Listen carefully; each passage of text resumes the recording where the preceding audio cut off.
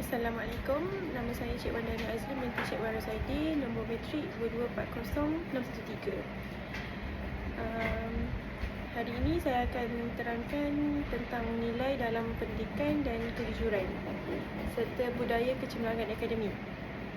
Bagi saya, niat dalam pendidikan itu bermaksud tujuan atau sebab kenapa kita perlu belajar. Jika niat kita betul seperti untuk menambah ilmu dan memberi manfaat kepada orang lain, maka usaha kita akan lebih ikhlas dan bersungguh-sungguh. Kejujuran pula sangat penting kerana ia mencerminkan integriti diri. Sebagai pelajar atau bakal pendidik, kejujuran memastikan kita belajar dan berjaya dengan usaha sendiri, bukan dengan menipu atau meniru. Saya juga percaya saya boleh menyumbang kepada budaya kecemerlangan akademik di universiti dengan berkongsi ilmu, membantu rakan-rakan dan memberi contoh yang baik dalam pelajaran. Contohnya, saya pernah membantu rakan yang lemah dalam subjek matematik.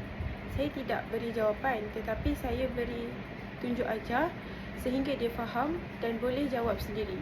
Dari situ, saya belajar bahawa membantu dengan ikhlas dan jujur sangat penting dalam pendidikan. Sekian, terima kasih.